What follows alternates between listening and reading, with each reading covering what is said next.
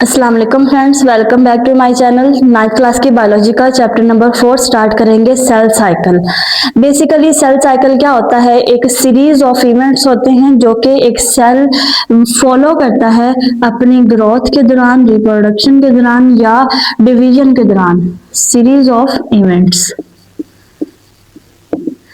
अब हम कहते हैं कि एक सेल बनता है, वो ग्रो करता है, बड़ा होता है, उसके अंदर मुख्तलिफ ऑर्गेनेलिज बनती हैं, मुख्तलिफ फंक्शनिंग उसकी होती है, फिर वो दो के अंदर चेंज होता है, वो डिवाइड हो जाता है और अपनी जो है नेक्स्ट स्टार्टर सेल्स बनाता है। तो इस सारे प्रोसेस को हम बोलते हैं कि ये क्या है? सेल साइकिल है। दो तरह की डिवीजन सेल के अंदर देखी गई है। एक होती है माइटोसिस होती है, दूसरी डिवीजन जो होती है वो होती है मियोसिस। माइटोसिस के अंदर एक पेरेंट सेल डिवाइड हो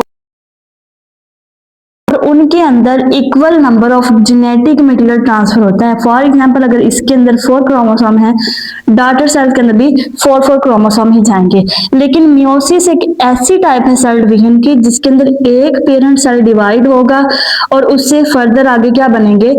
4 डॉटर सेल्स बनेंगे और उनके अंदर हाफ नंबर ऑफ क्रोमोसोम्स होंगे। ठीक है, तो ये हमारे पास दो तरह की सेल की डिवीजन्स हैं। इन्हीं को हमने इस चैप्टर के अंदर स्टडी करना है। माइटोसिस कैसे होती है सेल के अंदर और किन सेल्स के अंदर होती है, और मियोसिस कहाँ पे किन सेल्स में होती है, और इसका सारा क्या मैकेनिज्म है। लेकिन इन दोनों को स्टडी करने से पहले हम ये देख लेंगे कि कोई भी सेल जो है और उसके अंदर डिवीजन हो कैसे रही है। बेसिकली सेल साइकिल है क्या? सेल साइकिल हमने कहा सीरीज ऑफ इवेंट्स कि एक अपनी पूरी लाइफ टाइम के दौरान जो जो प्रोसेसेस सेल देखता है, जो जो मैकेनिज्म उसके अंदर होते हैं, उनको बोला जाता है कि वो क्या है? सेल साइकिल है। अब हम कहते हैं कि सेल साइकिल जो है इसके दो पार्ट्स होते हैं।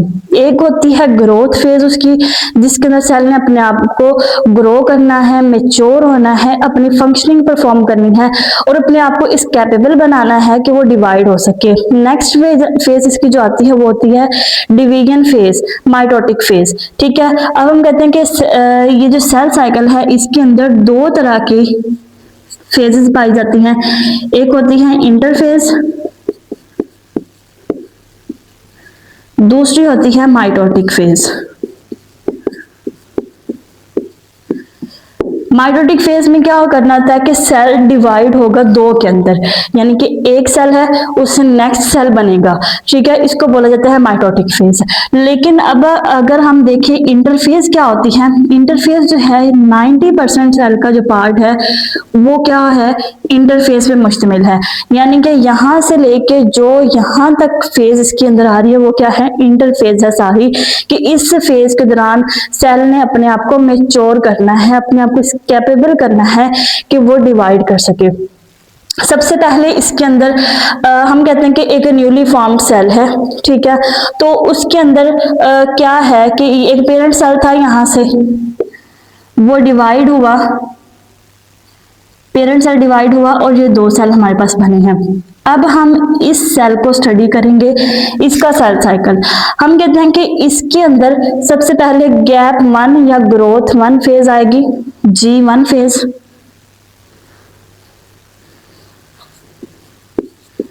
G1 phase.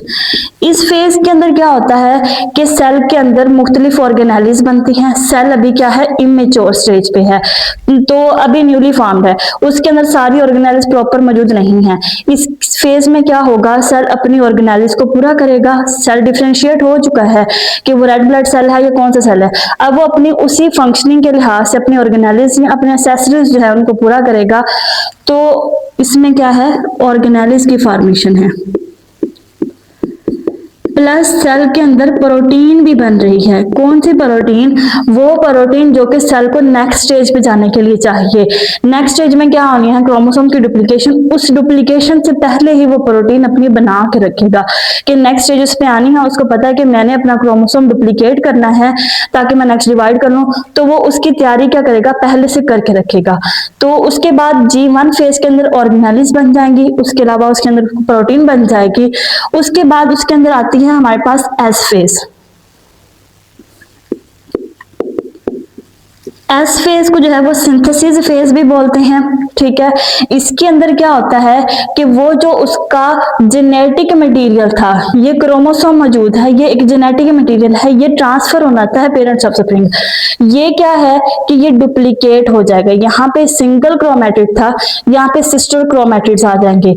ये पेरेंट था, इससे ये जो है वो डॉटर सेल मतलब बन गया क्रोमोसोम। ये क्या हुआ, डुप्लीकेट हो गया, इसके अंदर डुप्लीकेशन हो रही है जेनेटिक मटेरियल की।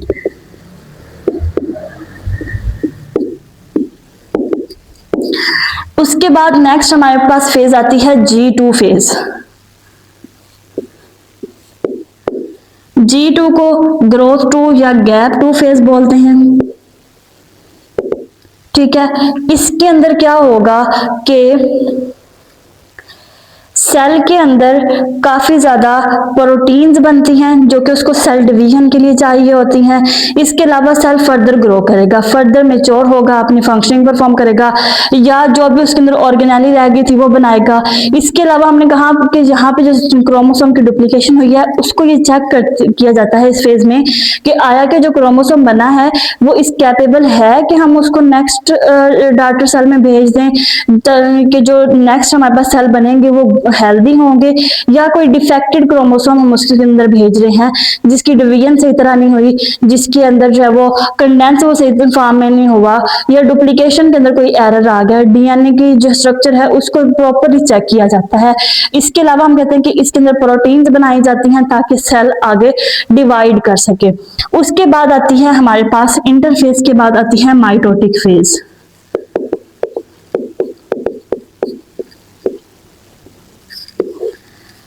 माइटोटिक फेज के अंदर क्या होता है कि एक सेल डिवाइड होता है दो सेल्स के अंदर, इस सेल से आगे ये दो सेल बनेंगे। ठीक है, इसके अंदर क्या हो रही है, डिवीजन हो रही है। अगर ये माइटोटिक फेज माइटोसिस है तो इसके अंदर दो सेल्स बनेंगे और वो नंबर ऑफ क्रोमोसोम क्या होंगे, वो सेम होंगे। अगर ये मियोसिस है तो इससे पहले दो बनेंगे, फिर उन दो से आगे एक जाएगा, उससे आगे दो बनेंगे और नंबर ऑफ क्रोमोसोम क्या हो जाएंगे, रिड्यूस हो जाएंगे। इनकी डिटेल हम नेक्स्ट जो है वो देखेंगे। अब इस सारे प्रोसेस के अंदर सेल बना, उसके अंदर ग्रोथ हुई, उसकी क्रोमोसोम की डुप्लीकेशन हुई, उसको चेक किया गया, प्रोटीन्स बनाएंगे और सेल डिवाइड हो गया। लेकिन कभी कभी ऐसा होता है कि सेल डिवाइड नहीं करता, सेल एक पॉज में चला जाता है, रुक जाती है उसकी डिवीजन, उसको हम बोलते हैं G0 फेज। इस फेज के अंदर जो है ये क्या होता है कि सेल डिवाइड नहीं करता, ये नॉन डिवाइडिंग स्टेट होती है सेल की। इस स्टेट के अंदर सेल जो है वो डिवाइड नहीं कर रहा था। फॉर एग्जाम्पल हमारे न्यूरॉन्स एक दफा जो है ये बन जाएं तो ये दोबारा नेक्स्ट आगे डिवाइड नहीं करते। ठीक है, ये काफी लंबे अरसे तक जो है इस फेज में रहते हैं। कुछ सेल होते हैं कि वो एक थोड़ी देर के लिए जाते हैं। ठीक है, फॉर एग्जाम्पल हमारे लीवर सेल्स हो गए, थोड़ी देर के लिए जाते हैं रेस्टिंग कंडीशन में, फिर वापस इस स्टेट में आके क्या होता है कि इनका सेल साइकिल स्टार्ट होता है। कुछ सेल हमारी जैसे एपिथेलियल है, हमारी स्किन जो है वो इस फेज में जाते ही नहीं है, G0 फेज में रेस्टिंग कंडीशन में जाते ही नहीं है, वो कंटिन्यूसली क्या रहते हैं, बन रहते हैं, क्योंकि हमारी कंटिन्यूसली स्किन की क्या हो रही होती है, शेडिंग हो रही होती है, स्किन सेल जो है वो उनकी डेथ हो रही होती है और न्यू स्किन बन रही होती है। तो ये हमारे पास टॉपिक था सेल साइकिल का इंट्रोडक्शन। हमने आज थोड़ा सा देखा कि जिसके अंदर हमने इसकी मुख्तलिफ फेजेस को स्टडी किया। दो फेजेस हैं, इंटरफेज है, माइटोटिक फेज है, और उनकी आगे कौन कौन सी फेजेस हैं। ठीक है, इसके अलावा अगर सेल डिवाइड ना कर रहा हो तो किस फेज में वो होता है, ये हमने देखा। तो अब हम नेक्स्ट लेक्चर में देखेंगे कि जो सेल साइकिल की दो टाइप्स है, माइटोसिस है, मियोसिस है, इनको हम जो थोड़ी सी डिटेल स्टडी करेंगे कि सेल के अंदर माइटोसिस कैसे होती है और मियोसिस कैसे होती है। तब हम अपना नेक्स्ट टॉपिक देखेंगे जो कि है माइटोसिस के बारे में। माइटोसिस हमने कहा था कि दो टाइप्स है सेल डिवीजन की, एक है माइटोसिस, दूसरी है मियोसिस। माइटोसिस ऐसी डिवीजन जिसके अंदर पेरेंट सेल है, एक पेरेंट सेल है, वो मुख्तलिफ फेज में से गुजरता हुआ डिवाइड करेगा और दो सेल्स बनाएगा जो कि पेरेंट के क्या होंगे, बिल्कुल आइडेंटिकल होंगे। ठीक है, वो यानी कि अपने वो कॉपीज बना रहा है, अपने क्लोन सेल बना रहा है, इसको हम बोलते हैं माइटोसिस। माइटोसिस बेसिकली होती है यूकेरियोट्स के अंदर।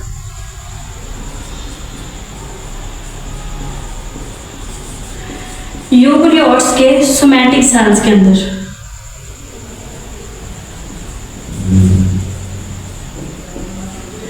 सोमैटिक सेल ऐसे सेल को बोला जाता है जो कि एग और स्पर्म के अलावा जितने हमारी बॉडी के अंदर सेल हैं वो क्या है, सोमैटिक सेल हैं।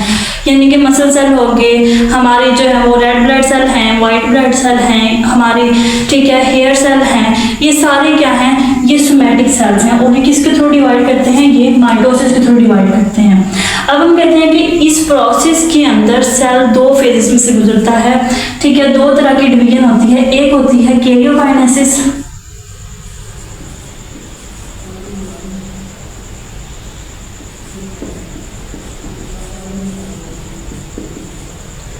दूसरी हमारे पास होती है साइटोकाइनेसिस। पहले हम कैरियोकाइनेसिस को देख लेते हैं।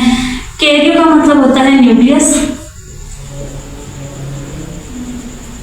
काइनेसिस का मतलब होता है डिवीजन, यानी कि न्यूक्लियस की डिवीजन। अब होता ऐसा है कि एक हमारे पास सेल मौजूद है, सेल का सेंट्रल पॉइंट क्या है, न्यूक्लियस है। न्यूक्लियस क्या कर रहा है, पूरी एक्टिविटीज को कंट्रोल कर रहा है। कोई मटेरियल अंदर आनी है, सेल के बाहर जानी है, सेल के अंदर ऑर्गेनेल्स बननी है, इन सबको कौन कंट्रोल कर रहा है, न्यूक्लियस। तो सेल पहले क्या करता है, इस अपने न्यूक्लियस को डिवाइड करता है। पहले दो न्यूक्लियस बन जाते हैं सेल के अंदर, एक यही और एक न्यू न्यूक्लियस बनता है, ठीक है। उस न्यूक्लियस फिर वो क्या करता है कि उसके बाद सेल डिवाइड होता है, क्योंकि जब सेल के अंदर न्यूक्लियस मौजूद होगा अपना, उसके बाद जो भी ऑर्गेनेल्स उसको चाहिए वो बाद में डिवीजन के बाद भी बनाता रहता है, या जो भी उसको चीज़ें या जो भी प्रोटीन चाहिए वो भी न्यूक्लियस से बन रही होती हैं। तो इस न्यूक्लियस के डिवीजन हम क्या बोलते हैं, कैरियोकाइनेसिस। इस कैरियोकाइनेसिस के अंदर आगे जो है इसको 4 फेजेस में से गुजरना पड़ता है न्यूक्लियस को डिवाइड होने के लिए। सबसे पहले हमारे पास होती है प्रोफेज,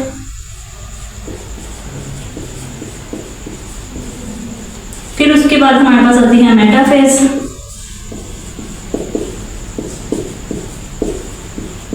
नेक्स्ट हमारे पास आती है एनाफेज, 4 नंबर पर हमारे पास आती है टीलोफेज।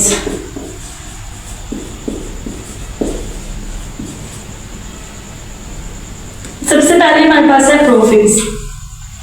प्रोफेज अगर हम थोड़ा सा डिवीजन से पहले अगर सेल को देखें, उसके अंदर एक न्यूक्लियस होगा, क्रोमैटिन मटेरियल मौजूद होगा, न्यूक्लियोलस होगा और सेंट्रोसोम मौजूद होंगे। ये सेंट्रोसोम क्या करेंगे, ये अपनी कॉपी बनाएंगे, 2 बन जाएंगे। प्रोफेज के दौरान एक चेंज होगा, दूसरा चेंज आएगा कि ये न्यूक्लियोलस डिसअपीयर होगा, तीसरा चेंज ये आएगा कि जो न्यूक्लियर इन्वेलप है ये डिसइंटीग्रेट होगा, यानी कि ये टूटना शुरू हो जाएगा। पांचवा चेंज ये आएगा कि जो क्रोमैटिन मटेरियल है ये कंडेंस होगा और क्रोमोसोम की शक्ल में चेंज हो जाएगा, यानी कि ये इस शेप से ये शेप बना लेता है, ठीक है। यानी कि 2 सिस्टर पेयर क्रोमैटिन जो हैं जो मौजूद होते हैं, आधे एक न्यूक्लियस में जाएंगे, आधे दूसरे न्यूक्लियस में जाएंगे। इसको हम नेक्स्ट स्टडी करते हैं। तो इसके ये चेंजेस आ जाते हैं प्रोफेज के दौरान। अब हम कहते हैं कि इसका जो सेंटर पॉइंट है यहाँ पे मौजूद होती है प्रोटीन, उसको हम बोलते हैं काइनेटोकोर। उस काइनेटोकोर का जो नेक्स्ट फेज में काम होता है, ये सारे चेंजेस हो गए। क्रोमोसोम जो है वो न्यूक्लियस से बाहर निकल आए, इन्वेलप जो था वो डिसअपीयर हो गया और ये जो सेंट्रियोल्स हैं बन गई। अब इन सेंट्रियोल ने क्या करना होता है, इनमें फाइबर्स बनाने होते हैं, ठीक है। और उसको हम बोलते हैं स्पिंडल फाइबर, यानी कि एक जाल बनाना होता है क्रोमोसोम को कैप्चर करने के लिए। इसके बाद हम आ जाते हैं मेटाफेज पे। अब वो क्रोमोसोम जो है वो न्यूक्लियस के अंदर आ गए, ये सेंट्रोसोम क्या करेगा, फाइबर्स बनाएगा और उन फाइबर को उस काइनेटोकोर प्रोटीन के थ्रू, वो जो फाइबर है वो क्रोमोसोम के साथ अटैच होंगे थ्रू काइनेटोकोर प्रोटीन, वो यहाँ पे मौजूद होगी। ये फाइबर उसी के थ्रू क्रोमोसोम्स को कैप्चर कर लेंगे। अब इधर भी फाइबर है, इधर भी फाइबर, दरमियान में क्या है, क्रोमोसोम, और वो एक बिल्कुल सीधी लाइन में अलाइन हो जाती हैं, उसको बोलते हैं मेटाफेज प्लेट। मेटाफेज प्लेट बनने के बाद ये जो सेंट्रोसोम है, सेंट्रियोल्स हैं, ये क्या करते हैं, ये इसको खींचना शुरू कर देते हैं। जब वो दोनों साइडों से खिंचाव होगा तो वो क्या होगा, क्रोमोसोम दरमियान से टूट जाएगा, यानी 2 पेयर मौजूद थे अलग-अलग हो जाएंगे वो, उसको हम बोलते हैं एनाफेज। एनाफेज में क्या होगा कि वो जो सेंट्रोसोम थे उन्होंने अपना स्पिंडल वापस खींचना शुरू किया और वो उस खींचने की वजह से आधे क्रोमोसोम एक साइड पे चले गए, बाकी आधे क्या हुए, दूसरी साइड पे चले गए। उस एनाफेज के बाद सेल जाता है टीलोफेज के अंदर। अब क्रोमोसोम ये सेल था, आधे क्रोमोसोम इधर आ गए, आधे क्रोमोसोम इधर आ गए। ठीक है, अब दोनों न्यूक्लियस के पास इक्वल अमाउंट के अंदर क्रोमोसोम आ गए। सेल क्या करेगा, वापस से अपना न्यूक्लियर इनवेलिड बनाएगा। एक सेंट्रोसोम इधर चला गया, एक सेंट्रोसोम इधर आ गया।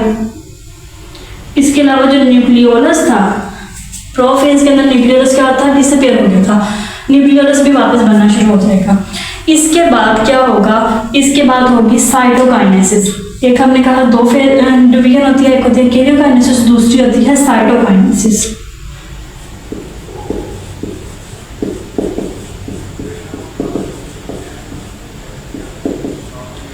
साइटो का मतलब होता है साइटोप्लाज्म, काइनेसिस का मतलब डिवीजन, यानी कि साइटोप्लाज्म की जो डिवीजन है उसको बोला जाता है साइटोकाइनेसिस। अब एनिमल सेल और प्लांट सेल के अंदर साइटोकाइनेसिस जो वो डिफरेंट होती है।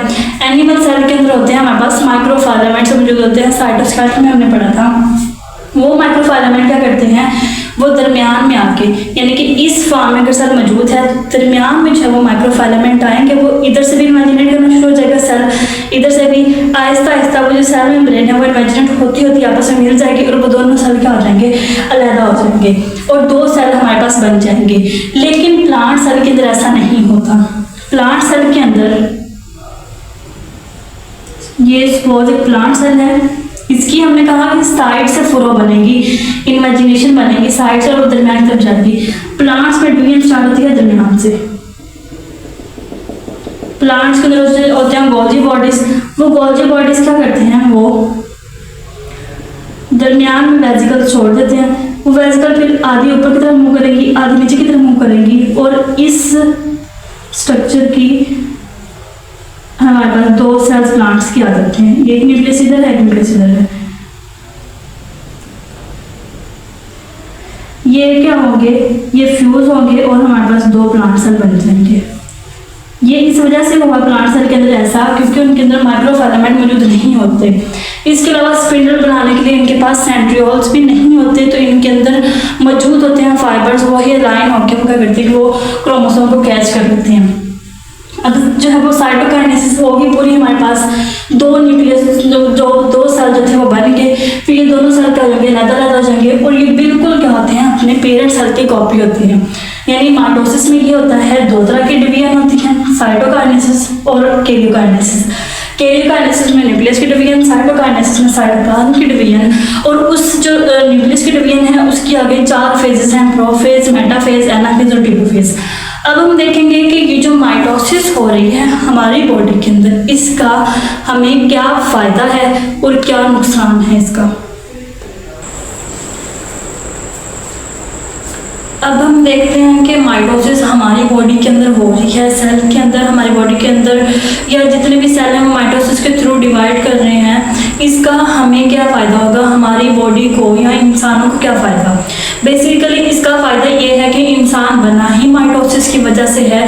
अगर हम थोड़ा सा प्रीवियस बैक जाएं तो हम क्या थे, जस्ट एक सेल थे, स्पर्म और एग मिले थे और एक सेल बना था जिसको बोला जाता है जाइगोट। ठीक है, वो जाइगोट क्या था, वो एक सेल था। अब इस एक सेल ने इतना डिवाइड किया कि इससे 200 ट्रिलियन, मिलियन, बिलियन और फिर ट्रिलियन, 200 ट्रिलियन सेल्स बन गए और एक पूरा इंसान आ गया। तो ये किसकी वजह से हुआ, ये माइटोसिस की वजह से। इसके अंदर बहुत ज़्यादा माइटोटिक डिवीजन हुई और जो है वो एक इंसान बना। अब हम देख लेते हैं इसकी सिग्निफिकेंस के, इसका माइटोसिस का हमें क्या फ़ायदा है और किस तरह माइटोसिस जो है हमें हेल्प करेंगे। सबसे पहले आता है ग्रोथ। ग्रोथ का मतलब ये होता है इंक्रीज इन साइज।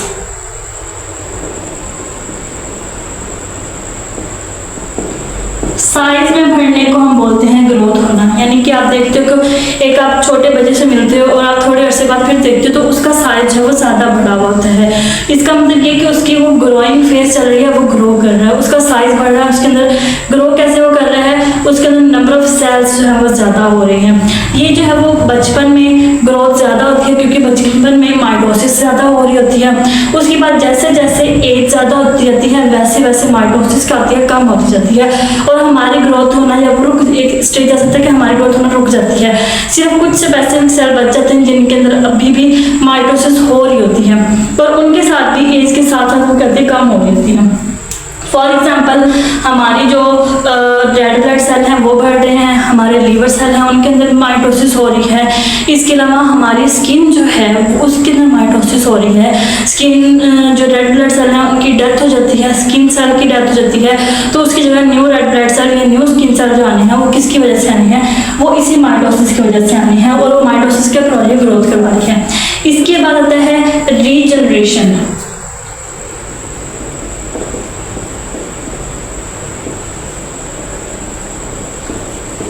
रीजनरेशन का मतलब ये होता है कि दोबारा से बना लेना, कि अगर एक चीज़ जो है वो डैमेज होगी, फॉर एग्जांपल आप लोग ये देखिए कि जो हमारे पास ज़्यादातर होती हैं स्टार फिशेस होती हैं या लिजर्ड को आपने नोटिस किया होगा, अगर उसकी टेल जो है वो कट जाए तो कुछ अर्से बाद वहाँ पे जब वो एक न्यू टेल बन जाती है। क्यों? क्योंकि उसके अंदर माइटोसिस होती है, माइटोसिस के थ्रू वो अपने उस लॉस्ट पार्ट को क्या कर लेती है, रीजनरेट कर लेती है। या हमारी स्किन के ऊपर कोई कट लग जाए, कोई माइनर कट लग जाए या थोड़ा सा मेजर कट भी लग जाए तो वो वापस हमारी स्किन क्या करती है कि वहाँ पे न्यू स्किन बन जाती है। ये क्या है, इसको बोला जाता है रीजनरेशन बोला जाता है। और ये भी किसके थ्रू हो रही है, माइटोसिस के थ्रू हो रही है। फॉर एग्जाम्पल स्टार फिशेस में ही होती है, लिजर्ड्स में होती है। ह्यूमन की बात करें तो ह्यूमन के अंदर ये लीवर के अंदर हो रही होती है, ठीक है। अब ये देखिए कि हमारा जो लीवर है अगर इसका एक पार्ट कट जाए तो कुछ अर्से बाद वहाँ पे जो मौजूद बाकी सेल्स होंगे वो डिवाइड करेंगे। ये पूरा लीवर नहीं, सिर्फ एक अगर इसका हिस्सा कटे, जो बाकी लीवर सेल होंगे वो माइटोटिक डिवीजन करेंगे और उस पार्ट को दोबारा से रीजनरेट कर लेंगे, ठीक है। तो उसके बाद हम कहते हैं कि इसके अंदर थर्ड पॉइंट पे आता है सेल रिप्लेसमेंट।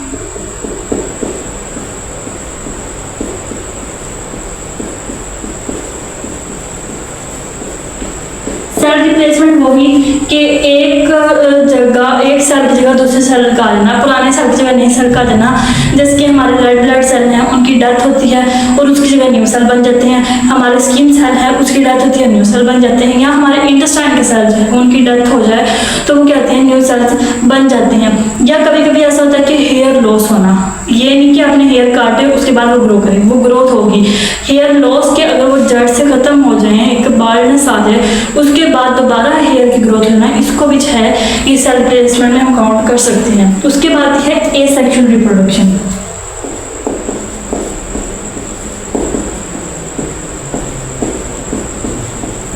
जो इनवर्टिब्रेट्स होते हैं इनके अंदर बेसिकली हो रही होती है एसेक्सुअल रिप्रोडक्शन। जैसे कि वो क्या करते हैं कि वो बर्डिंग कर रहे होते हैं कि ये एक ऑर्गेनिज्म है, ठीक है, इस तरह इसको हम हाइड्रा कह देते हैं, ठीक है। इसके अंदर क्या हुआ, यहाँ पे एक बर्ड बना, उस बर्ड के अंदर क्या हुई, डिवीजन हुई और वो बर्ड जो है थोड़ा सा और बड़ा हो गया।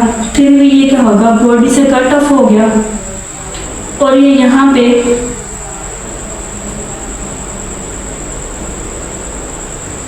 बिल्कुल एग्जैक्ट क्या हो गया, पेरेंट सेल की कॉपी बन गया। क्यों बना? क्योंकि इसके अंदर माइटोसिस हो रही थी, एक सेल था वो दो में बना, उन दो से आगे दो दो और बनते गए, फिर हर सेल से आगे जब दो दो सेल बनते जाएंगे with equal number of chromosome, same genetic material, तो क्या होगी, ग्रोथ होती जाएगी। तो ये हमारे पास क्या है, इसके फायदे हैं। एक इसका फायदा जो है वो है एजिंग को रोकना।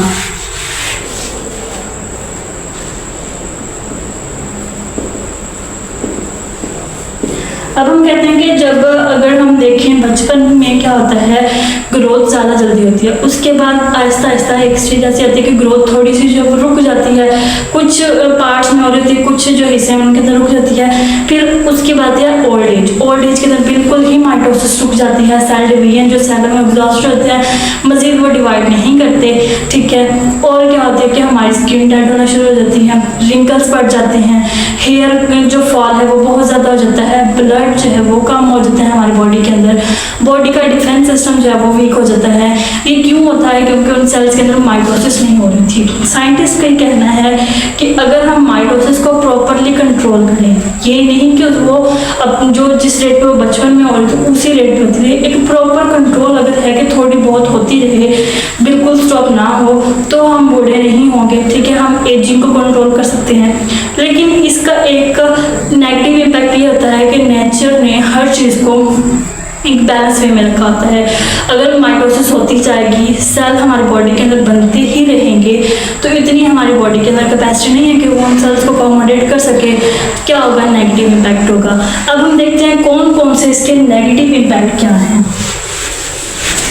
नेगेटिव इम्पैक्ट या फिर इसके क्या हैं, एरर्स क्या हैं, कि ये सारा इतना कम्प्लेक्स प्रोसेस के पहले एक सेल में ग्रो किया, उसके बाद ये सारी फेजेस में से होता हुआ 2 सेल में बन गया, उसके बाद यही सेल दोबारा इस फेज में एंटर होकर ये साइकिल चलता रहेगा। क्या होगा कि इसके अंदर गलतियां भी होंगी, एरर्स भी आएंगे। उन एरर्स की अगर हम बात करें तो ऐसा होता है कि इस स्टेज पे ज़्यादातर एनाफेज स्टेज पे जब ये मेटाफेज प्लेट बनी थी, ये स्पिंडल क्या कर रहे थे, वो क्रोमोसोम अपने अपनी तरफ खींच रहे थे। ऐसा हो सकता है कि ये हाफ क्रोमोसोम ना जाए, बल्कि यहाँ पे क्या हो, एक पेयर चला जाए पूरा का पूरा, यहाँ पे कुछ भी ना आए। अब ये इस सेल के अंदर क्या होंगे, क्रोमोसोम ज़्यादा हो गए, इस सेल के अंदर कम हो गए। जब इस सेल से कम क्रोमोसोम बनेंगे, यहाँ से ऐसे बनेगा और यहाँ पे क्रोमोसोम ज्यादा होंगे। जब इनके अंदर माइटोसिस होगी, इससे जो सेल बन रहा है वो भी डिफेक्टेड है, इससे सेल बन रहा है वो भी डिफेक्टेड है, इसके अंदर मैलन्यूट्रिशन होगी, उसके अंदर ज्यादा जो है वो क्रोमोसोम मौजूद है, वो ज्यादा से ज्यादा अपने आप को कर रहे हैं, शो कर रहे हैं, तो वो भी क्या है, नुकसान है। इसका मतलब ये कि अगर ये एक माइनर से लेवल पे अगर थोड़ी सी गलती हो तो आगे बनने वाले, क्योंकि वो जितने सेल बनेंगे आगे उनके एग्जैक्ट कॉपीज होंगी, उनके अंदर चेंजिंग नहीं आ रही। ठीक है, जब ये डिवाइड होगा से 4 बन जाएंगे, आगे वो पेयर जाएगा हर के अंदर, यहाँ पे डिवीजन ही नहीं होगी और वो नेक्स्ट सेल के अंदर क्रोमोसोम जाएगा ही नहीं। तो ये भी क्या होता है, एक इशू होता है। इसके अलावा ये कि अगर माइटोसिस होती है हमारी बॉडी के अंदर, सेल्स बनते रहेंगे। ठीक है, वो सेल हमारी बॉडी के अंदर कभी कभी इमेच्योर सेल भी होते हैं, उनको हम बोलते हैं ट्यूमर बोलते हैं। ट्यूमर ये अब ऐसा नहीं है कि हमारी बॉडी के अंदर लगातार जो है वो सेल बन रहे हैं, ब्लड सेल रोजाना बन रहे हैं या स्किन सेल रोजाना बन रहे हैं।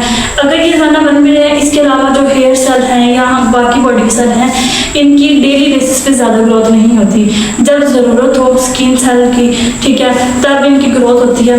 लेकिन अगर ये अनकंट्रोल ग्रोथ हो तो एक तो सेल जो है वो इमेच्योर बनेंगे, दूसरा क्या होंगे, वो एक ही जगह पे इकट्ठे हो जाएंगे और उसको हम बोलेंगे कि वो क्या है, ट्यूमर है। अगर वो ट्यूमर एक ही जगह पे रहे उसको हम बोलते हैं बिनाइन ट्यूमर।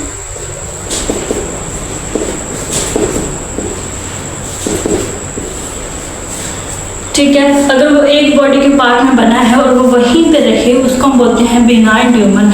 लेकिन अगर वो वहां से चलता हुआ बॉडी के किसी दूसरे पार्ट में चला जाए, ठीक है, उसको हम बोलते हैं मैलिग्नेंट ट्यूमर।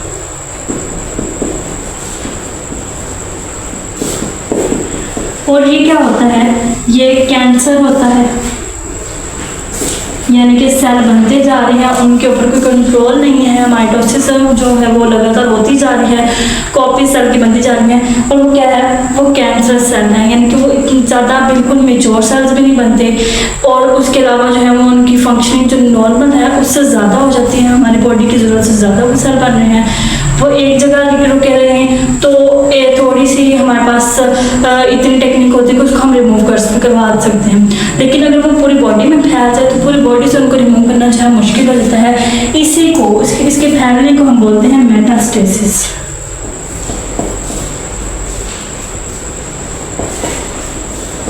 यानी डिजीज का बनना। इसका मतलब ये कि जो नेचुरल वे है हर चीज़ का, वो एक बैलेंस के अंदर है। सेल ने कब डिवाइड होना है, कब उससे एक सेल से 2 सेल बनने हैं हमारी ज़रूरत के लिहाज से। लेकिन अगर वो ग्रोथ रुकी हुई है तो उसका भी हमें ही फायदा है।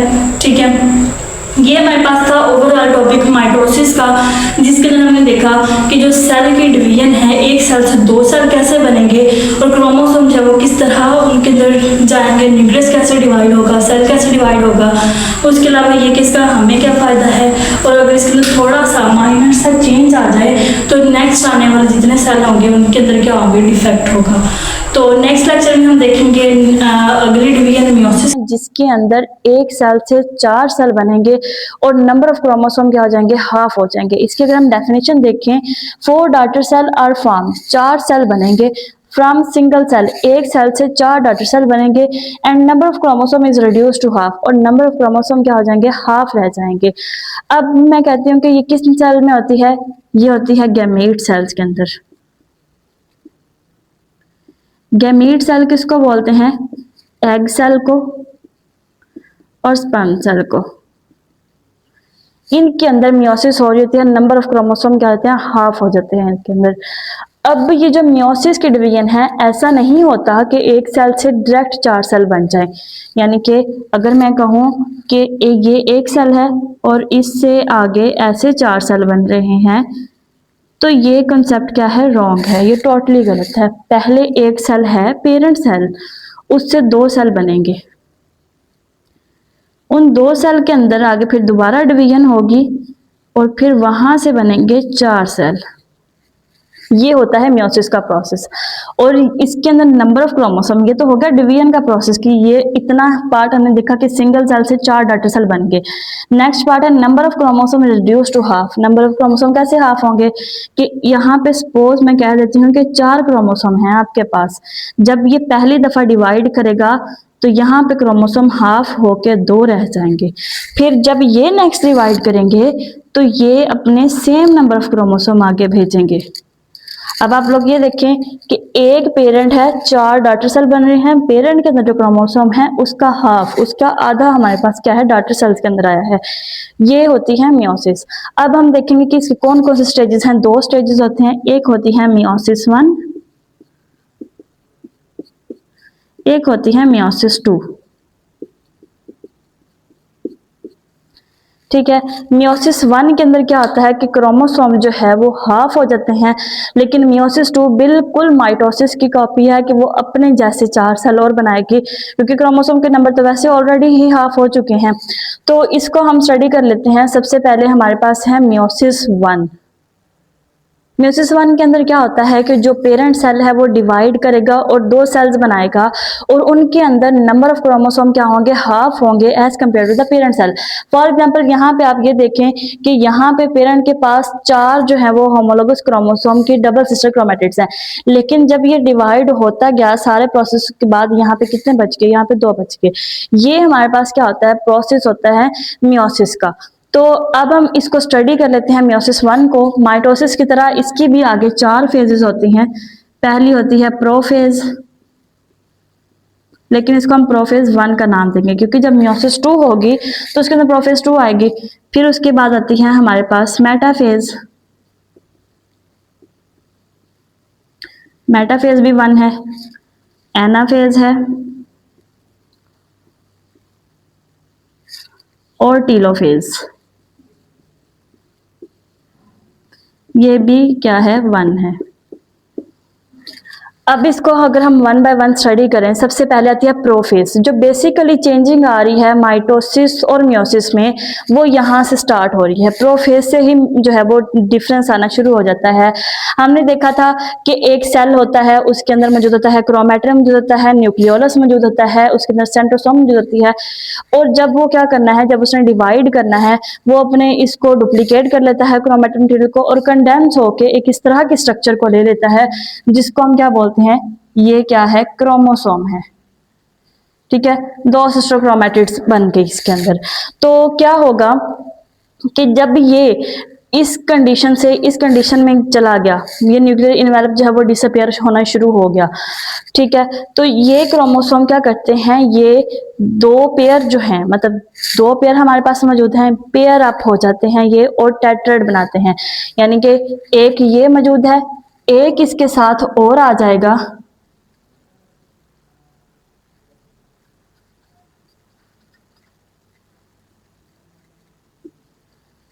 ये ऑलरेडी मौजूद है, एक इसके साथ और आके मिल जाए, इसको हम बोलते हैं कि इन्होंने क्या कर दिया है, टेट्राड बना दिया है। अब ये क्रोमोसोम है, ये एक दूसरे के नजदीक आना शुरू हो जाएंगे, इसको हम बोलेंगे साइनेप्सिस। अगर आप जो है इसी कॉन्सेप्ट को यहाँ देखें तो ये क्या है कि दो पेयर हैं होमोलोगस क्रोमोसोम के और वो एक दूसरे के नजदीक आए हुए हैं, इस प्रोसेस को हम बोलेंगे कि क्या है, साइनेप्सिस है। साइनेप्सिस में क्या होता है कि एक टेट्राड बनता है। टेट्राड का मतलब होता है चार, यानी कि यहाँ पे चार क्रोमेटिड्स हैं, 1 2 3 एंड 4, ये चार क्रोमेटिड्स एक दूसरे पे आई हुई हैं। अब क्या होगा कि जो दरमियान वाली दो क्रोमेटिड्स होंगी ये एक दूसरे के ऊपर अलाइन कर जाएंगी, अलाइन करके ये एक इस तरह की स्ट्रक्चर बनाएंगी जिसको हम क्या बोलेंगे, क्याजमेटा। ठीक है, ये एक दूसरे के ऊपर अलाइन कर रही है, एक दूसरे के ऊपर क्रॉस ओवर कर रही हैं, इसको हम बोलते हैं क्याजमेटा फॉर्मेशन।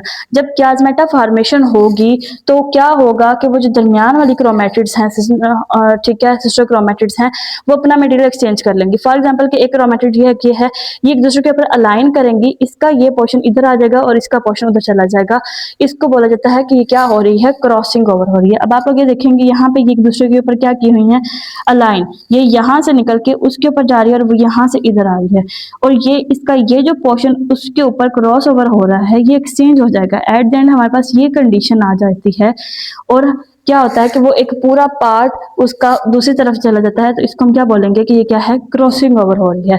प्रोफेज 1 के अंदर जो क्रोमोसोम्स बन रहे हैं वो अपना मटेरियल एक दूसरे के साथ एक्सचेंज कर रहे हैं, इसको बोला जाता है क्रॉसिंग ओवर। ठीक है, बेसिक जो वैरायटी आ रही है सेल्स के अंदर वो भी इसी क्रॉसिंग ओवर की वजह से आती है। ठीक है, और यही प्रोसेस है वो थोड़ा सा डिफरेंट होता है बाकी फेजेस की निस्बत। बाकी जो फेज हैं वो सेम होंगी कि फिर वो प्रोफेज 1 से जो है वो न्यूक्लियर इनवेलप डिसअपीयर हो गया, क्रॉसिंग ओवर होगी मटीरियल की। यहाँ पे आप लोग देख सकते हैं कि वो जो एक को ब्लू से शो किया हुआ है, एक को रेड से, उन्होंने अपना जो सेगमेंट है वो एक्सचेंज कर लिया। इसके बाद वो नेक्स्ट फेज में जाएंगे, उसको हम बोलते हैं मेटाफेज। वही कि वो जो सेंट्रियोल्स थी वो भी डुप्लीकेट हो गई थी, स्पिंडल फाइबर बनाना शुरू कर दिए थे उन्होंने, और वो जो स्पिंडल फाइबर है उन्होंने जाके काइनेटोकोर जो पॉइंट था इनका, ठीक है, फिर वही काइनेटोकोर जो पॉइंट है वहां से जाके उन्होंने इनको कैच किया। ये सारा मैकेनिज्म आप जो है माइटोसिस में डिटेल से स्टडी कर चुके हैं कि किस तरह होता है। जब वो स्पिंडल फाइबर ने उनको कैच किया तो वो क्या होगी, एक मेटाफेज प्लेट बन जाएगी। उसके बाद वो एनाफेज 1 में जाएंगे, एनाफेज 1 से फिर वही पुलिंग शुरू हो गई। लेकिन प्रीवियस जो माइटोसिस हमने देखी थी वहां पे जस्ट हमारे पास एक पेयर था, यहाँ पे हमारे पास टेट्राड मौजूद है। ठीक है, तो अब क्या होगा कि एक पेयर इस तरफ चला जाएगा, दूसरा पेयर उस तरफ चला जाएगा, और एट द एंड क्या होंगे कि वो दोनों अपने अपने पोल्स पे चले जाएंगे और वो टीलोफेज फेज में जाएंगे। जब टीलोफेज में जाएंगे तो ये अपने अपने पोल्स के पास ये उनका मटेरियल, जेनेटिक मटेरियल चला गया है, न्यूक्लियर इनवेलप दोबारा से बनेगा, फिर न्यूक्लियस आएगा और सेंट्रोसोम जो है वो साइड पे चले जाएंगे और ये सेल पिंच होकर दो के अंदर डिवाइड हो जाएगा। अब यहाँ पे हमारा जो मियोसिस 1 का प्रोसेस है वो क्या हो जाएगा, कंप्लीट हो जाएगा। यानी कि इस स्थिति में अंदर चेंजिंग कहाँ पे आई, सिर्फ प्रोफेज के अंदर। प्रोफेज में क्या चेंजिंग आई, एक तो इनके अंदर नंबर ऑफ क्रोमोसोम जो है वो डुप्लीकेट है, पेयर की फॉर्म में है, वो पेयर दोबारा पेयर अप होकर टेट्राड बना रहे हैं और अपना मटेरियल एक्सचेंज कर रहे हैं। फिर वो दरमियान में अलाइन होकर मेटाफेज प्लेट बना रहे हैं। मेटाफेज प्लेट पुल की जा रही है जब एनाफेज के अंदर, तो पूरा का पूरा पेयर जो है वो साइड में मूव कर रहा है और एट द एंड हमारे पास दो सेल बन गए जिनके अंदर पेरेंट सेल के कंपैरिजन में, अगर आप पेरेंट सेल में ये देखें कि 4 पेयर्स थे और डॉटर सेल में क्या है, 2 पेयर मौजूद हैं। पेरेंट सेल के कंपैरिजन के अंदर ये क्या हो गए हैं, हाफ नंबर क्रोमोसोम। ये क्या है, ये डिप्लॉइड सेल हैं, डिप्लॉइड 2n से शो किया जाता है और ये हमारे पास हैप्लॉइड सेल बन चुके हैं, 2 हैप्लॉइड सेल बन चुके हैं हमारे पास। यहाँ पे मियोसिस 1 हमारी हुई कंप्लीट। अब हम नेक्स्ट देखते हैं मियोसिस 2 को। ठीक है, मियोसिस 2 जो है ये हाईली रिजेंबल करती है to mitosis, resemble to mitosis. कहा जाता है कि जो मियोसिस 2 है ये बिल्कुल माइटोसिस जैसी है और हम देखेंगे कि ऐसे माइटोसिस जैसी है इसी के अंदर। तो अब हम कहते हैं कि जो मियोसिस होती है बेसिकली इसके 2 काम होते हैं। एक तो इसने जो क्रोमोसोम है उसके अंदर वेरिएशन लेके आनी है ताकि एग्जैक्ट पेरेंट जैसा ना बने। माइटोसिस के अंदर जैसा क्रोमोसोम पेरेंट सेल के अंदर होगा बिल्कुल वैसा ही आगे डॉटर सेल के अंदर जाएगा। लेकिन मियोसिस के अंदर क्या करना होता है कि वो जो क्रोमोसोम है उसको चेंज करना होता है, दूसरे नंबर पर उसके नंबर को रिड्यूस करना होता है। तो ये प्रोसेस मियोसिस वन में हमने अभी देखा कि हो चुका है, क्रॉसिंग ओवर हुई, ठीक है, वहां पे वेरिएशन आ गई, उसके अलावा जो नंबर ऑफ क्रोमोसोम थे वो क्या हो गए, रिड्यूस होकर हाफ हो गए। अब क्या होना है, वो जो 2 सेल बने हैं उनसे हमने 4 सेल बनाने हैं। तो क्या होगा, वही फेजेस दोबारा से आएंगी, प्रोफेज हो जाएगी सबसे पहले, लेकिन इसको हम बोलेंगे क्या है, ये प्रोफेज 2 है। प्रोफेज 2 के अंदर क्या होगा, जिस तरह माइटोसिस में हमने कहा था क्रोमोसोम जो है वो कंडेंस होंगे, क्रोमैटिक मटेरियल कंडेंस होगा, क्रोमोसोम बनेगा, न्यूक्लियोलस डिसअपीयर होगा, न्यूक्लियर इन्वेलप डिसअपीयर होगा, सेंट्रोसोम डुप्लीकेट होंगे, स्पिंडल फाइबर बनना शुरू हो जाएंगे। ये सारे प्रोसेस होंगे प्रोफेज 2 के अंदर। ये सारे प्रोसेस होने के बाद हमारे पास आएगी मेटाफेज 2।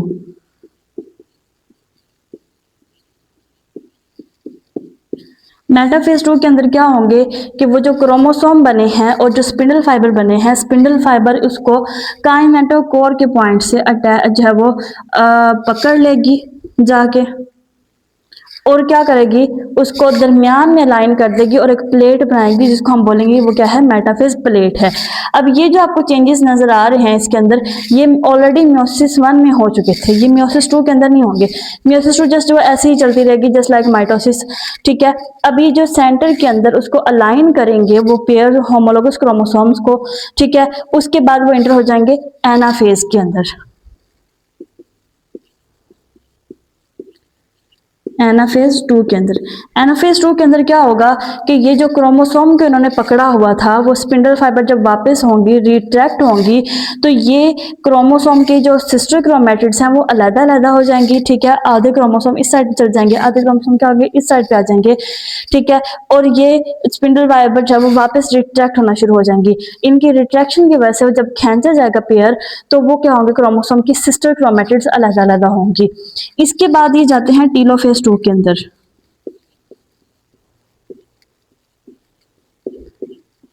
टीलोफेज 2 के अंदर क्या होगा कि जब वो क्रोमोसोम अपनी अपनी पोल्स की तरफ चलेंगे और जो ये हमारे पास क्रोमेटिन है, सेंट्रोसोम है, इसने भी स्पिंडल फाइबर को सारा अपनी तरफ खींच लिया, तो वो क्रोमोसोम जो है वो वापस क्रोमेटिन मटेरियल में चेंज होना शुरू हो जाएंगे, उनके गिर्द न्यूक्लियर इन्वेलप बनेगा, न्यूक्लियोलस बनेगा, ठीक है। और ये जो सेंट्रोसोम है साइड से उठिए जो न्यूक्लियस के पास आ जाएगी, और उसके बाद वो जो सेल है वो यहाँ से इन्वेजिनेट करेगा, यहाँ से ऐसे इन्वेजिनेशन बनेगी इस शेप के अंदर, ठीक है।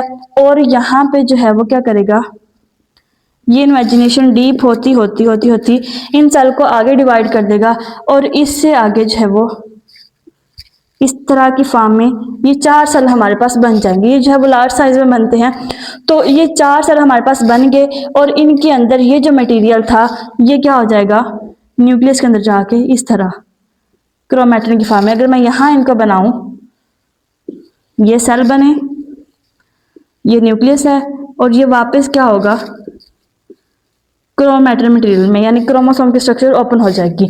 यहाँ पे हमारा जो मियोसिस का प्रोसेस है वो कंप्लीट हो गया। इसके अंदर हमने देखा कि 2 डिवीजन हो रही है, मियोसिस 1 हो रही है, मियोसिस 2 हो रही है। मियोसिस 1 के अंदर सारी वही phases, prophase 1, metaphase 1, anaphase 1, telophase 1। Changing कहाँ आ रही है, प्रोफेज के अंदर, मियोसिस 1 की प्रोफेज के अंदर, कि वहां पे टेट्राइड बन रहा है साइनेप्सिस के प्रोसेस के थ्रू, और उस टेट्राइड के अंदर क्रॉसिंग ओवर से जेनेटिक मटेरियल चेंज हो रहा है। फिर उसके बाद मेटाफेज प्लेट बन रही है। यहाँ पे हमारे पास मियोसिस के माइटोसिस के अंदर हमने देखा था कि एक पेयर जो वो होमोलोगस क्रोमोसोम होता है, लेकिन वहां पे पेयर ऑफ होमोलोगस क्रोमोसोम मौजूद होता है। और उसके बाद जब एनाफेज है, हमने माइटोसिस में देखा था कि यहाँ पे सिंगल जो है वो सिस्टर क्रोमैटिड को अपनी तरफ रिट्रैक्ट करता है, लेकिन मियोसिस 1 के अंदर यहाँ पे होमोलोगस क्रोमोसोम को रिट्रैक्ट करेगा, और यहाँ पे जब वो होमोलोगस क्रोमोसोम मौजूद होंगे। अगर पेरेंट सेल के अंदर हम कहते हैं, जैसे ह्यूमंस की एग्जांपल लें कि पेरेंट सेल के अंदर अगर 46 क्रोमोसोम होंगे, ठीक है, वहां से 2 डॉटर सेल ऐसे बनेंगे जिनके अंदर 23 नंबर ऑफ क्रोमोसोम हो। फिर वही डॉटर सेल आगे डिवाइड करेंगे और उनके अंदर 23 क्रोमोसोम्स आएंगे। फर्स्ट डिवीजन जो है वो मियोटिक डिवीजन है, सेकंड डिवीजन क्या है, माइटोटिक डिवीजन है, कि पहली के अंदर नंबर ऑफ क्रोमोसोम रिड्यूस हो रहे हैं, लेकिन सेकंड के अंदर नंबर ऑफ क्रोमोसोम क्या रह रहे हैं, सेम रह रहे हैं इसकी तरह के। तो इसके बाद हम देखते हैं कि जो मियोसिस का प्रोसेस है इसकी क्या सिग्निफिकेंस है। सिग्निफिकेंस ऑफ म्योसिस के अंदर हम जो है इसके ये भी देखेंगे कि हमारी बॉडी को फ़ायदा क्या हो रहा है और इसके अलावा नुकसान क्या हो रहा है। सबसे पहले ये आ रहा है इसका फ़ायदा कि ये क्या करती है, नंबर ऑफ क्रोमोसोम को मेंटेन करती है, मेंटेन नंबर ऑफ क्रोमोसोम। किस तरह मेंटेन कर रही है कि अब हम कहते हैं कि ये गैमीट सेल के अंदर मियोसिस हो रही होती है और जब दो गैमीट सेल आपस में मिलेंगे, सपोज कि ये एक एग सेल है और ये एक क्या है, स्पर्म सेल है। जब ये मिलेंगे इसके अंदर भी 23 क्रोमोसोम है, इसके अंदर भी 23 क्रोमोसोम है और इनके मिलने से जो जायगोट बनेगा उसके अंदर 46 क्रोमोसोम क्या आ जाएंगे, वापस आ जाएंगे। लेकिन सपोज कि अगर मियोसिस ना होती, इसके अंदर भी 46 क्रोमोसोम बनते, इसके अंदर भी, तो यहाँ पे क्रोमोसोम डबल हो जाते।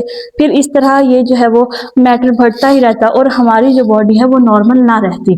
तो इसी वजह से इसी को मेंटेन करने के लिए नेचर ने क्या किया है, मियोसिस को रखा है ताकि वो नंबर ऑफ क्रोमोसोम जब जाए वो नेक्स्ट जनरेशन के अंदर तो क्या हो, वो मेंटेन ही रहें। अब इस जायगोट के अंदर क्या होगी, बार बार माइटोसिस होगी, मियोसिस नहीं होगी, इसके अंदर बार बार माइटोसिस होगी। अपने जैसे ये सेल बनाता रहेगा और वो सेल क्या करेंगे, एक पूरी बॉडी को बना देंगे और उनके अंदर नंबर ऑफ क्रोमोसोम सेम रहेंगे। बट एट द पॉइंट कि जब गैमीट सेल बनने होंगे फिर उसके अंदर दोबारा क्या होगी, मियोसिस होगी।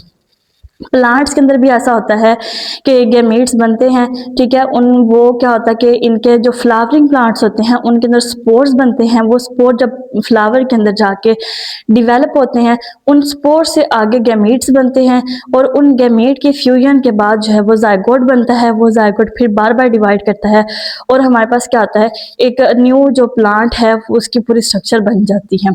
तो ये हमारे पास है कि नंबर ऑफ क्रोमोसोम जो है वो क्या हो रहा है, मेंटेन हो रहे हैं। वरना अदरवाइज ये कि अगर माइटोसिस ही होती तो ये नंबर ऑफ क्रोमोसोम क्या थे, बढ़ते जाने थे। उसके बाद है हमारे पास जीनेटिक डाइवर्सिटी। जीनेटिक डाइवर्सिटी अब ये क्या करती है, मियोसिस की वजह से हमारी जो क्रोमोसोम है उनके अंदर क्या हो रही है, क्रॉसिंग ओवर हो रही है। क्रॉसिंग ओवर के थ्रू क्या है, चेंजिंग आ रहे हैं, क्रोमोसोम चेंज हो रहा है। जो जेनेटिक मटेरियल है जिसने पूरी बॉडी बनानी है, स्ट्रक्चर बनानी है सारी, आई का कलर है, हेयर कलर है, ठीक है, स्किन का कलर है, स्किन टेक्सचर है, हाइट है, ये सारे जो चीज़ों को मेंटेन करना है इनके अंदर कहते हैं शफलिंग हो जाती है। फॉर एग्जाम्पल कि अगर एक रेड रोज है और उसकी जो है वो शफलिंग हो जाती है व्हाइट रोज के साथ, तो एज अ रिजल्ट हमारे पास एक पिंकिश कलर में आ जाता है, यानी कि वो ब्लेंड हो जाते हैं, व्हाइट और रेड कलर ब्लेंड हो जाता है। इसी तरह एनिमल्स के अंदर भी ब्लेंडिंग हो कि क्या होती है, मुख्तलिफ तरह की वैरायटी आती है। इसी वजह से ये है कि एक ही पेरेंट के एक जो है वो सिबलिंग्स क्या होते हैं, उनके अंदर आपको मुशाबिहत भी नजर आ रही होती है, ठीक है, वो एक दूसरे के सिमिलर भी नजर आ रहे हैं, लेकिन उनके अंदर जो है वो थोड़े थोड़े लेवल पे डिफरेंसेस भी मौजूद होते हैं। क्यों? क्योंकि उनके जो क्रोमोसोम हैं उनके अंदर क्रॉसिंग ओवर से उनकी जीन जेनेटिक लेवल पे क्या है, डाइवर्सिटी आई है। इसके अलावा हम कहते हैं मियोसिस के अंदर एरर्स भी होते हैं। जिस तरह हम लोगों ने माइटोसिस में पढ़ा था, सेम उसी तरह अगर मियोसिस में एरर्स आ जाएं तो ये क्या होते हैं, बहुत ज़्यादा लीदल होते हैं।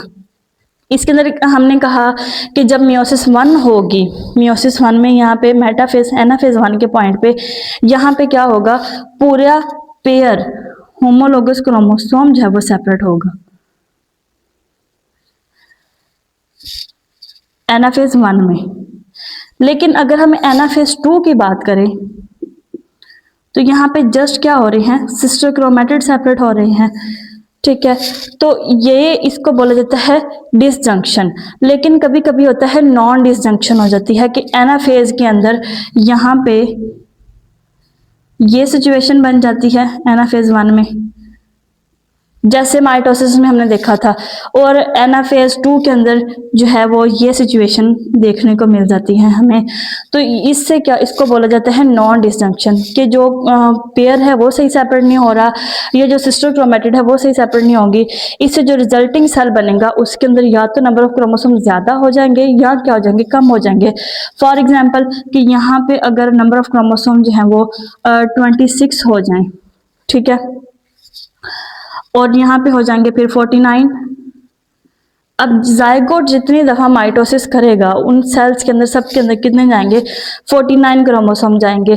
और जो है वो उसकी फिजिकल स्ट्रक्चर चेंज हो जाएगी, उसकी फंक्शनिंग चेंज हो जाएगी, और क्या होगा कि बहुत ज़्यादा इश्यूज क्रिएट होंगे।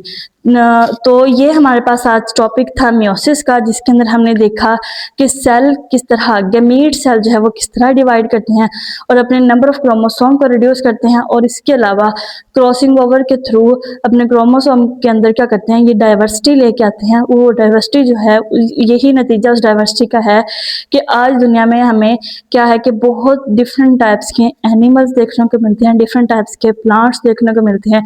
इवन दैट ह्यूमन बीइंग, आप नोटिस करें कि जो ह्यूमन बीइंग की फिजिकल स्ट्रक्चर है वो सबकी सेम है, लेकिन स्किन कलर, टेक्सचर, हाइट जो है ये डिफरेंट होने की वजह से वो एक प्रॉपर डिफरेंस हमें हर इंडिविजुअल में नजर आ रहा है। किसके में होने मेहनत, इसी मियोसिस की वजह से। तो स्टडी किया। अब हम इनके अंदर माइटोसिस और मियोसिस जो दो टाइप्स हैं सेल डिवीजन की, इनके अंदर हम कंपैरिजन देखेंगे, इनको हम कंपेयर करेंगे। कंपेयर करने का मतलब ये कि उनकी हम सिमिलैरिटीज भी देखेंगे और उनके अंदर डिफरेंसेस भी देखेंगे, और देखेंगे किस फेज में, किस लेवल पे, किस तरह का डिफरेंस आ रहा है कि वो जो सेल की डिवीजन है वो डिफरेंट हो रही है और डिफरेंट तरह की जो है वो आगे प्रोसेस कैरी आउट कर रही है। तो सबसे पहले अगर हम बात करें सिमिलैरिटीज की कि माइटोसिस और मियोसिस किस तरह सिमिलर हैं, सबसे पहले हम कहते हैं कि इनके अंदर डीएनए की रेप्लिकेशन होती है। डीएनए रेप्लिकेशन, एक सेल है उसने डिवाइड करना है, आइदर उसने माइटोसिस के थ्रू डिवाइड करना है, आइदर उसने मियोसिस के थ्रू डिवाइड करना है, ये फर्क नहीं पड़ता। उससे पहले वो क्या करेगा, अपने डीएनए को रेप्लिकेट कर लेगा। किस फेज में, इंटरफेज की एस फेज के अंदर उसका डीएनए क्या हो जाएगा, रेप्लिकेट हो जाएगा, चाहे वो माइटोसिस है या मियोसिस है। मतलब ये कि ये प्रोसेस दोनों के अंदर सेम हो रहा है। उसके अलावा हम कहते हैं कि ये क्या, कहां से स्टार्ट होती है, बिगिन विद पेरेंट सेल। एक पेरेंट सेल होता है दोनों के अंदर, और वो डिवाइड होगा, और वो ही डिवाइड होकर या तो 4 सेल बनाएगा या तो 2 सेल बनाएगा। तो उस पेरेंट सेल की क्या खासियत है कि उसके अंदर जो क्रोमोसोम है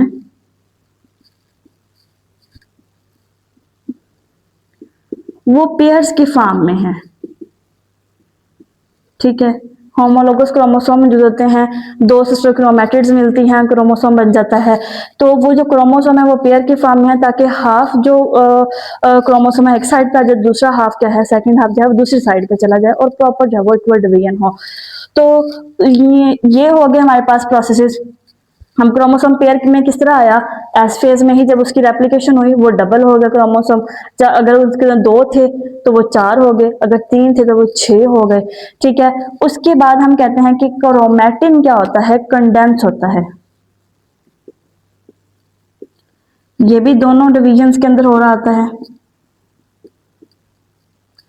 हमने कहा कि इंटरफेज के अंदर जो क्रोमोसोम है वो क्रोमैटिन मटेरियल की फॉर्म में, यानी कि उलझा हुआ धागा पड़ा होता है सेल के अंदर, जो कि इतना क्लियर विजिबल भी नहीं होता।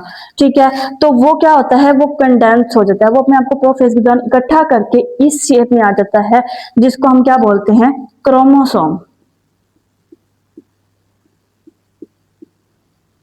अब वो कंडेंस हुआ, पहले वो रेप्लिकेशन हुई, उसके बाद वो कंडेंस हुआ, क्रोमोसोम बना, और वो क्रोमोसोम किस फॉर्म में बना, वो पेयर्स के फॉर्म में बना। ये सारे प्रोसेसेस जो हो रहे हैं ये माइटोसिस में भी होंगे और ये मियोसिस में भी होंगे। ठीक है, उसके बाद हम कहते हैं कि स्पिंडल अपरेटस, स्पिंडल फाइबर या स्पिंडल अपरेटस, ये भी दोनों में मौजूद होते हैं। और ये किसके थ्रू बनते हैं, सेंट्रोसोम के थ्रू बनते हैं इन एनिमल बॉडी। सेंट्रोसोम या हम सेंट्रियोल भी बोलते हैं, ये न्यूक्लियस के पास मौजूद होती हैं। ये हमने कहा था कि ये न्यूक्लियस के पास मौजूद होती हैं, ये भी रेप्लिकेट करती हैं, ऑपोजिट पोल पे जाती हैं, और ये जो थ्रेड बन रहा है बेसिकली इसको हम बोलते हैं कि क्या है, स्पिंडल फाइबर है। ठीक है, माइटोसिस के अंदर भी बनेगा, मियोसिस के अंदर भी बनेगा, और इसका काम क्या होता है कि इसने क्रोमोसोम्स को पकड़ना होता है at the point of kinetochore protein. उसके बाद हम कहते हैं कि इनके अंदर जो फेजेस आ रही हैं वो भी सेम है। फेजेस हमने स्टडी की कि ये क्या है, प्रोफेज है, ये हमारे पास क्या है, मेटाफेज है, एनाफेज है, टीलोफेज है। ये सारी क्या है, ये माइटोसिस में भी मौजूद है, मियोसिस में मौजूद है, लेकिन फर्क थोड़ा सा इतना है कि जो मियोसिस है उसके अंदर 2 डिवीजन है, तो उनको प्रोफेज 1 प्रोफेज 2 कह देता है एंड मेटाफेज 1 मेटाफेज 2 कह दिया जाता है। ये क्या है, फेजेस भी हैं, प्रोफेज, मेटाफेज, एनाफेज, और हर फेज पे जो काम हो रहा है तकरीबन वो भी सेम होता है, एक्सेप्ट फॉर द ये कि जो मियोसिस 1 है उसके अंदर थोड़ा सा एना फेज के लेवल पे जाके चेंज आता है या प्रो फेज में चेंज होता है, वो मतलब मियोसिस 1 में थोड़ा सा चेंज होता है, वो भी क्रोमोसोम में कि उसके पेयर्स ज्यादा या कम हो रहे होते हैं, ठीक है। उसके अलावा हम कहते हैं कि टीलोफेज है, ये कॉमन फेजेस हैं, माइटोसिस और मियोसिस दोनों में पाई जाती हैं। इसके अलावा सिस्टर क्रोमैटिड सेपरेट होते हैं, सिस्टर क्रोमैटिड सेपरेट। माइटोसिस में एनाफेज के दौरान सिस्टर क्रोमैटिड सेपरेट होंगे, एनाफेज, और अगर मियोसिस की बात करें तो एनाफेज 2 में, क्योंकि एनाफेज 1 में होमोलोगस क्रोमोसोम, उनके अंदर टेट्राइड की फॉर्म में जब क्रोमोसोम मौजूद होते हैं तो एनाफेज में इस तरह जब वो जाएंगे ये सेपरेट होंगे एनाफेज में। लेकिन एनाफेज 2 की बात करें तो वो जस्ट इतना सेपरेट होगा और ये सिस्टर क्रोमैटिड है। और अगर हम बात करें माइटोसिस की तो उनके अंदर होगा ही होमोलोगस क्रोमोसोम, उनके अंदर होमोलोगस क्रोमोसोम पेयर में नहीं होता, जस्ट होमोलोगस क्रोमोसोम होता है, ठीक है, और वो उसकी सिस्टर क्रोमैटिड क्या हो जाएंगी, सेपरेट हो जाएंगी। उसके बाद हमारे पास एट द एंड क्या होती है, साइटोकाइनेसिस होती है।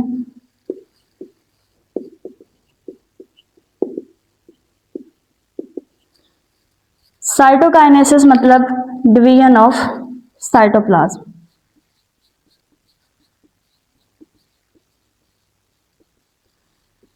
दोनों के अंदर ही होती है, इन्वेजिनेशन बनती है, ठीक है, वो जो फुरो बनती है वो डीप होती जाती है और वो एक सेल को 2 में डिवाइड कर देगी, 2 को जो है वो आगे 4 बन जाएंगे सेल। तो ये जो प्रोसेस हैं, ये एक आ गया साइटोकाइनेसिस, और इस सारे प्रोसेस को, इतने ये जो प्रोसेस है इसको हम क्या बोलते हैं, ये है कैरियोकाइनेसिस।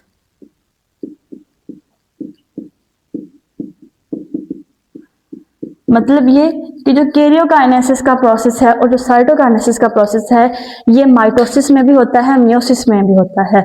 तो अब हम देखते हैं कि अगर ये सारे सिमिलैरिटीज हैं तो इनके अंदर डिफरेंस कौन सा है।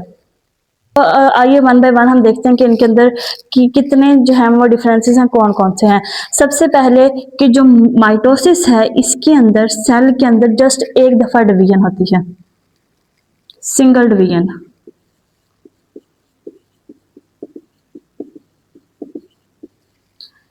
एक सेल डिवाइड किया and the mitosis is complete. लेकिन यहां पे क्या होती है, डबल डिवीजन होती है।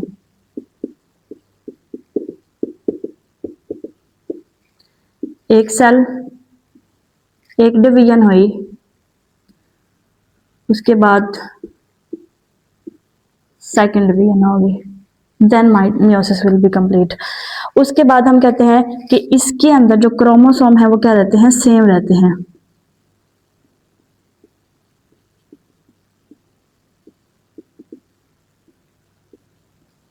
लेकिन इसके अंदर क्रोमोसोम क्या हो जाते हैं, रिड्यूस हो जाते हैं, reduced to half. Suppose for example कि एक पेरेंट सेल है, अगर उसके अंदर 4 क्रोमोसोम है, माइटोसिस में जो 2 सेल बन रहे हैं उन दोनों के अंदर 4 क्रोमोसोम जाएंगे। लेकिन मियोसिस के अंदर क्या होगा कि अगर पेरेंट सेल के पास 4 क्रोमोसोम हैं तो डॉटर सेल के पास कितने होंगे, 2 होंगे। उसके बाद है कि जो माइटोसिस है इसके अंदर कोई वेरिएशन नहीं आती, लेकिन मियोसिस के अंदर वेरिएशन होती है। कैसे होती है इसको हम अभी स्टडी कर चुके हैं, क्रॉसिंग ओवर के थ्रू होती है। इसके अंदर माइटोसिस के अंदर जो सेल बनेंगे वो पेरेंट की कॉपी होंगे, जैसा पेरेंट सेल होगा वैसे ही डॉटर सेल बनेंगे। लेकिन इनके अंदर क्या है, जैसा पेरेंट सेल होगा उस जैसे डॉटर सेल नहीं बनते, बल्कि उनके अंदर क्या आती हैं, चेंजेस आती हैं। उन चेंजेस को कहा जाता है कि वेरिएशन है ये, ठीक है। उसके बाद हम कहते हैं कि इनके अंदर जो होमोलोगस क्रोमोसोम है, होमोलोगस क्रोमोसोम, वो पेयर नहीं बनाता, डू नॉट फॉर्म पेयर। इसके अंदर पेयर्स बनते हैं और उन पेयर को हम क्या बोलते हैं, टेट्राड बोलते हैं। फॉर एग्जाम्पल कि ये एक क्या है, सिस्टर क्रोमेटिड है और ये क्या है, एक होमोलोगस क्रोमोसोम है। माइटोसिस की जो डिवीजन है उसके अंदर ये क्रोमोसोम इस फॉर्म में मौजूद होगा, लेकिन जो मियोसिस है उसके अंदर ये एक होमोलोगस क्रोमोसोम ये अलाइन करता है विद अदर होमोलोगस क्रोमोसोम और इसको हम क्या बोलते हैं, ये क्या है, टेट्राड है। और इसी टेट्राड की वजह से क्या होगी, क्रॉसिंग ओवर होगी। ये जो दो सिस्टर क्रोमेटिड हैं, नॉन सिस्टर क्रोमेटिड हैं, ये दोनों क्या हैं, ये सिस्टर क्रोमेटिड है और ये दोनों क्या है, ये नॉन सिस्टर क्रोमेटिड है। जब नॉन सिस्टर क्रोमेटिड ओवरलैप करेंगी तो वो अपना सेगमेंट ये इसको दे देगी, वो इसको दे देगी, चेंज हो जाएगा और एक वेरिएशन आ जाएगी। तो इसका मतलब ये है कि जब इनके पास क्रोमोसोम जो है वो होमोलोगस क्रोमोसोम पेयर ही नहीं बना रहा, तो इनके अंदर क्रॉसिंग ओवर भी नहीं होगी। लेकिन इनके अंदर क्रॉसिंग ओवर क्या होती है, प्रेजेंट होती है।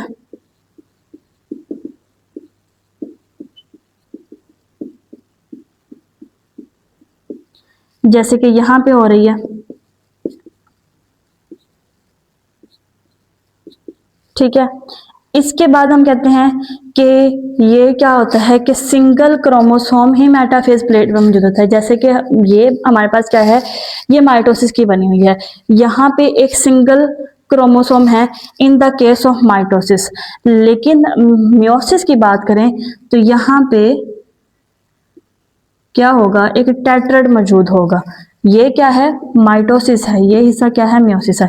ये एक ही सेल में इस तरह नहीं हो रहा था, जस्ट फॉर एग्जांपल है ये कि क्रोम जो माइटोसिस है उसमें इस फॉर्म में मेटाफेज प्लेट बनेगी और मियोसिस में जो है वो इस तरह बन जाएगी। उसके बाद एनाफेज के अंदर क्या आता है, क्रोमैटिड्स पुल, क्रोमैटिड्स पुल अपार्ट। ये अभी आप कहोगे कि हमने सिमिलैरिटीज में भी ये देखा, लेकिन सिमिलैरिटीज में हमने ये कहा था कि इसकी माइटोसिस की एनाफेज में क्रोमेटिड होंगे, मियोसिस की एनाफेज 2 में। लेकिन इसकी एनाफेज 1 के अंदर क्या होता है, होमोलोगस क्रोमोसोम, होमोलोगस क्रोमोसोम पुल अपार्ट। अब माइटोसिस में अगर ये इस फेज में मेटाफेज प्लेट बन रही है तो इस तरह वो क्या होंगे, क्रोमेटिड्स अलग-अलग हो जाएंगे। लेकिन यहाँ पे टेट्राड मौजूद है मियोसिस के केस में, तो यहाँ पे होमोलोगस क्रोमोसोम क्या होगा, सेपरेट होगा एनाफेज 1 में। फिर जब ये एनाफेज 2 में जाएगा तब जाके क्रोमेटिड्स इसके क्या होंगे, सेपरेट होंगे। अब माइटोसिस किस सेल में होती है, मियोसिस किस सेल में होती है, माइटोसिस होती है सोमैटिक सेल्स के अंदर,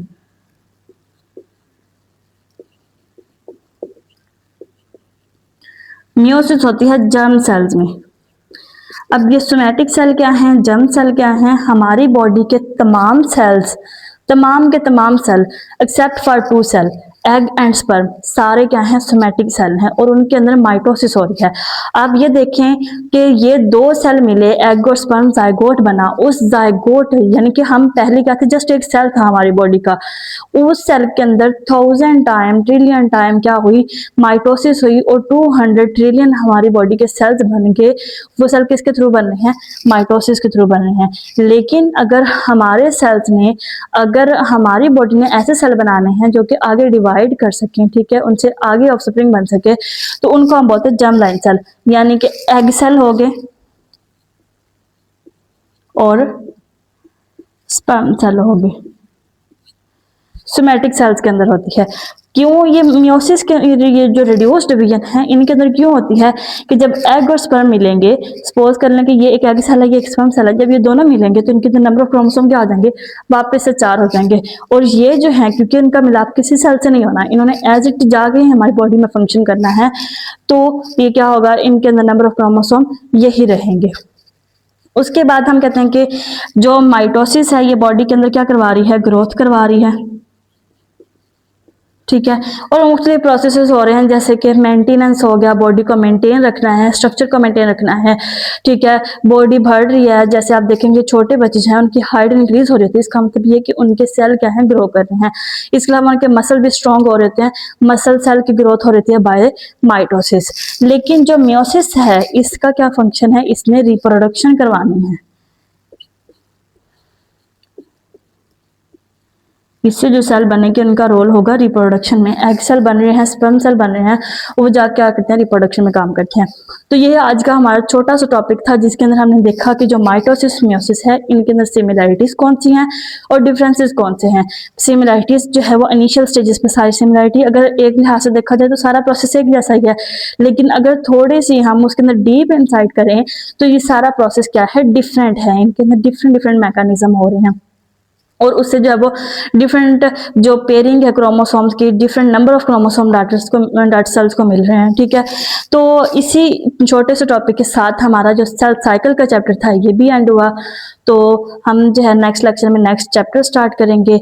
अगर आप लोगों को इन चैप्टर्स के, प्रीवियस चैप्टर्स के भी और नेक्स्ट चैप्टर्स के भी हैंड रिटन शॉर्ट क्वेश्चन चाहिए तो आप कमेंट सेक्शन में कह सकते हैं। तब तक के लिए stay connected. Thank you and अल्लाह हाफिज़।